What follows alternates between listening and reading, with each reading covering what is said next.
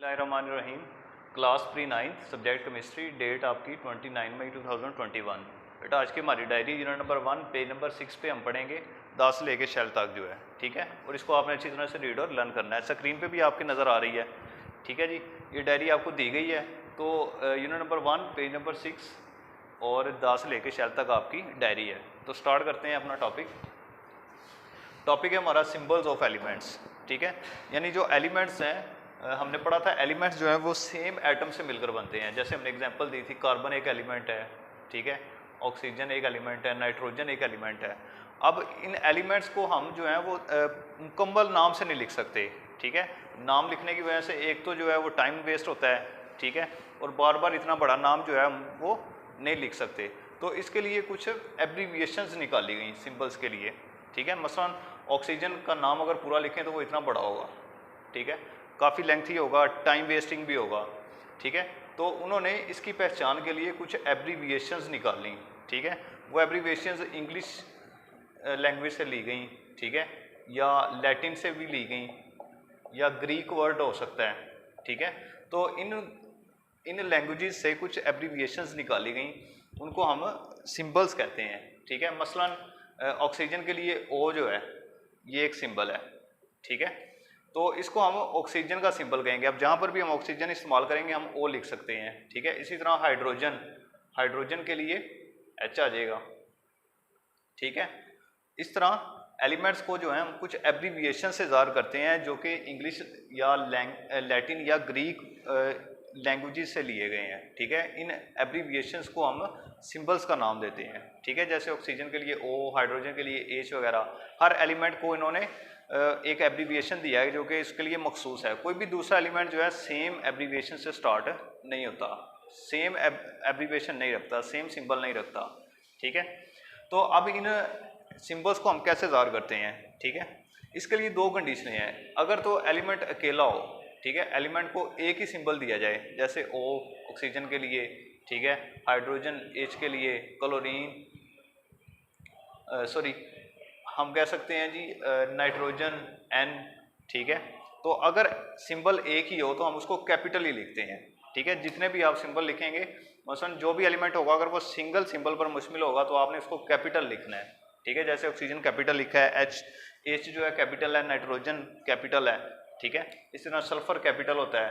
तो जो भी एलिमेंट जो सिंबल अकेला होगा उसको हम कैपिटल लिखेंगे। लेकिन अगर कोई सिंबल दो वर्ड्स पर मुश्तमिल है, ठीक है, तो पहले हम कैपिटल लिखते हैं, दूसरा स्मॉल लिखते हैं। मसलन सोडियम को हम ज़ाहिर करते हैं Na से, तो इसका पहला वाला जो है वो कैपिटल लिखेंगे और दूसरा लेटर जो है वो स्मॉल लिखेंगे। इसी तरह कैल्शियम Ca, पहला बड़ा और दूसरा स्मॉल, ठीक है।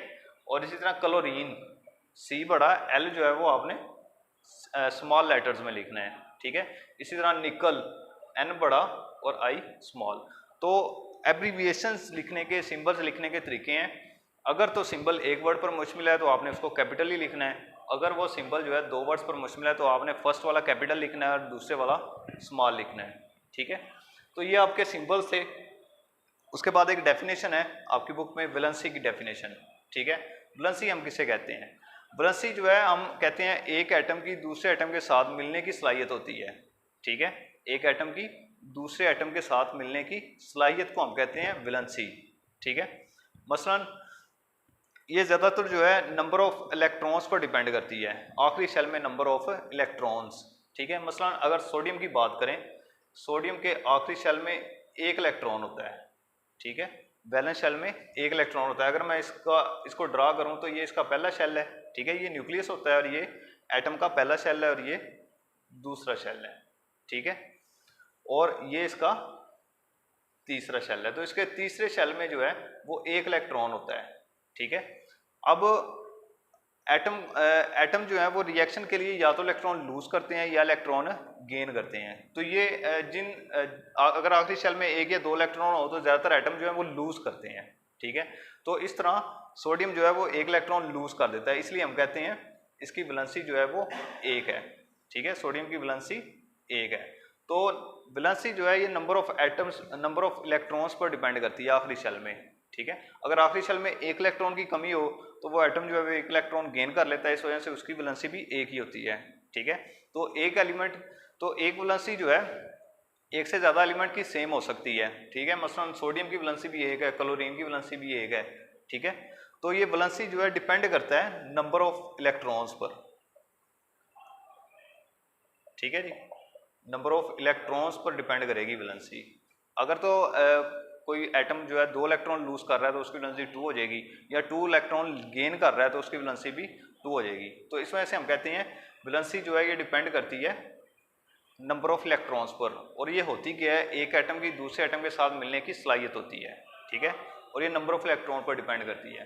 तो ये आज का आपका टॉपिक था, सिंबल ऑफ एलिमेंट्स, ठीक है। हमने पढ़ा कि एलिमेंट्स को एब्रीविएशंस दिए जाते हैं ताकि उसकी हम शॉर्ट फॉर्म लिख सकें, और ये कहाँ से आते हैं, इंग्लिश से या लैटिन या ग्रीक वर्ड से, ठीक है। और अगर एक सिंबल हो तो उसको कैपिटल लिखेंगे, 2 सिंबल हो तो पहला कैपिटल और दूसरा स्मॉल। और इस तरह हमने वैलेंसी की बात की। वैलेंसी हम किससे कहते हैं, एक एटम की दूसरे एटम के साथ मिलने की सलाहियत, ठीक है। और ये किस पर डिपेंड करती है, नंबर ऑफ इलेक्ट्रॉन्स पर। तो ये आज का आपका टॉपिक, उम्मीद है आप इसको अच्छी तरह से लर्न करेंगे। तो नेक्स्ट लेक्चर तक अल्लाह हाफिज़।